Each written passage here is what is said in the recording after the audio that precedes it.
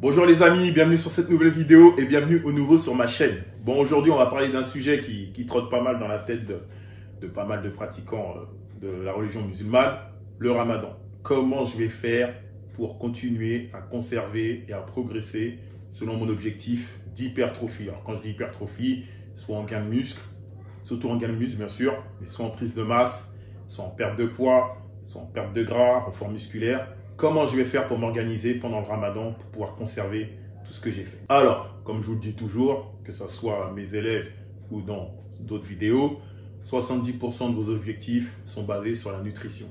Donc, il va falloir, malgré qu'on ne mange pas, ça peut paraître paradoxal, malgré qu'on ne mange pas pendant toute la journée, le petit laps de temps qu'on va avoir pour pouvoir manger, il va falloir quand même faire attention. On ne pourra pas faire tout et n'importe quoi. Ok ? 20% le sport. Le peu qu'on va pouvoir s'entraîner, parce que ça va être compliqué, on va être fatigué, il va falloir quand même s'organiser pour essayer de limiter la casse. Et 10% le repos. Donc ça va être très important de bien se reposer durant ce mois. Alors, 70% la nutrition. Comment on va faire? Il va falloir qu'on répartisse bien nos macronutriments. Donc je le rappelle, les macronutriments, les principaux, glucides, protéines, lipides. Les glucides, c'est ce qui va nous servir d'énergie, donc le riz, pain, pâtes, etc., etc. Protéines, c'est ce qui va ce qui va nous permettre de pouvoir maintenir notre muscle, bâtir notre muscle, quoi. Et les lipides, c'est ce qui va bien faire tourner nos hormones, etc., etc. Je schématise à mort, ok? Alors, au niveau de l'organisation, on va essayer de s'établir 3 repas. Donc, un tôt le matin avant de commencer notre journée de jeûne. Donc ça, c'est bien parce que ça va nous éduquer. Certains, quand je leur demande, t'as mangé avant de t'entraîner le matin? Non. T'as pris quoi? Un café? Bon, voilà. Au moins, ça va commencer à vous donner une petite éducation pour manger le matin. Et c'est bien parce que ça va vous aider aussi à essayer de commencer à le faire pour, même après le ramadan, garder cette habitude de manger le matin. Ok? Donc, il va falloir bien manger le matin. Il va falloir manger convenablement à la rupture et je vais vous expliquer pourquoi. Et il va falloir manger un petit peu, une demi-heure à 45 minutes avant de se coucher. Donc, le repas du matin, il va être constitué de glucides. Donc, quand je dis glucides, soit du pain, riz, les pâtes, etc., il va falloir y aller dès le matin. Il ne faut pas avoir peur, il faut envoyer parce que ça va être votre source d'énergie qui va vous permettre de tenir toute la journée. Deuxième point, il va falloir des protéines. La viande, du poisson, des œufs, il faut envoyer. Bah oui, parce qu'il va falloir qu'on essaie de maintenir notre muscle au maximum, pas de faire fonte musculaire. Donc, il va falloir de la protéine.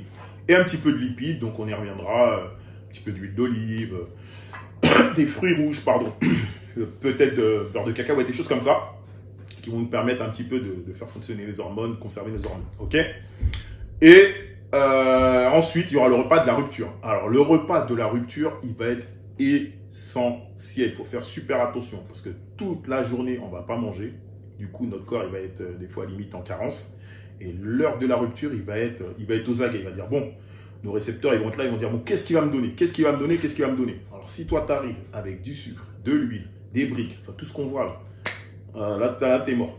Là, t'es mort. Donc, dès le début, ce que je vous invite à faire, et en plus, l'estomac va être au repos, il va être... Donc, il ne faut pas violenter son estomac. Donc, on commence tout de suite, bon, par une date, c'est le rituel. Ensuite, une soupe chaude, pour que ça puisse commencer à préparer votre estomac pour les futurs repas. Et vous mettez un petit peu de viande dedans. Voilà, toujours pour la protéine, pour essayer de maintenir votre muscle. Donc viande ou poisson. Il y a certains qui ne mangent pas de viande, donc viande ou poisson. Ensuite, vous attendez 1 à 2 heures plus tard, et là, vous mangez. Alors, qu'est-ce que vous allez manger? Il faut manger des légumes, quelque chose de léger. C'est le soir, il faut manger des légumes. Peut-être un tout petit peu de féculents pour recharger, mais vraiment léger. Sinon, des légumes. Haricots verts, courgettes, brocolis, asperges. Et toujours avec une présence de protéines, que ce soit du poisson, de la viande, des œufs. Ok? Vous attendez, allez, une demi-heure, 1 heure. Vous allez vous coucher et vous mettez votre réveil pour vous réveiller le matin. Et le matin, rebelote, c'est là que vous faites votre repas essentiel de glucides. On recharge en énergie. Deuxième point, l'entraînement. Bon, cherchez pas à comprendre, on va pas progresser, ça c'est sûr. Par contre, on va essayer de limiter la casse. Pour limiter la casse, il ne va pas falloir rentrer dans des entraînements de 1 heure, 1 heure et demie. Là, ça va être contre-productif parce que, étant donné notre réserve de glycogène, alors glycogène, c'est quoi? C'est la réserve d'énergie qu'on a dans notre muscle pour pouvoir faire des entraînements. Voilà, c'est notre réserve d'énergie. Je vulgarise à mort. Et du coup, vu qu'on n'aura pas mangé de glucides en journée, il va être à plat. Donc, si on s'entraîne beaucoup, l'énergie va être prise où? Dans le muscle.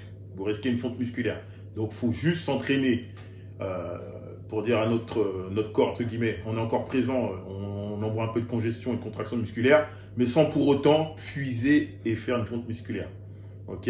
Moi, à mon niveau, je m'entraîne entre 4 à 5 fois par semaine. Là, je vais diminuer sur 3 séances. Une en début de semaine, le lundi, une, je pense, le milieu vers le jeudi et une vers le samedi. Ok? 3 séances qui ne vont pas dépasser 30 à 45 minutes. Ok? Avec des mouvements vraiment, comment dire, vraiment génériques, quoi. Pour les pecs, je vais faire que 3 mouvements. Pour les bras, je vais peut-être faire 2 mouvements. Pour le dos, je vais faire que 3 mouvements. Alors que d'habitude, j'en fais 4 ou 5. Non, là, je vais vraiment aller à l'essentiel.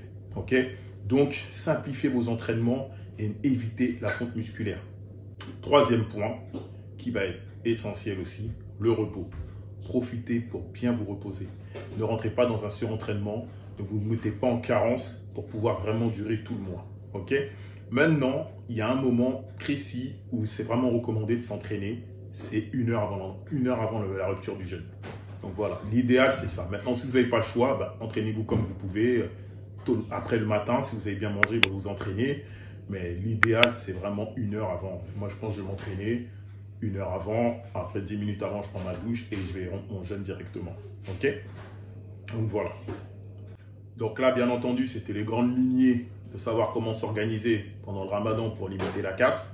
Il y en a certains qui m'ont déjà pris des programmes d'entraînement et des programmes de diète. Ne vous inquiétez pas, il y a aussi les programmes d'entraînement et de diète spécial ramadan que vous allez trouver dès ce soir à minuit sur mon site internet. Je ne les ai vraiment pas fait cher. Ils sont à 11,99 le programme d'entraînement, 11,99 pardon, le programme de diète adapté et personnalisé par rapport à votre objectif, mais pendant le ramadan. Ok? Donc n'hésitez pas à aller partir sur mon site et on voit tout ça ensemble. La force a été créée que pour être partagée.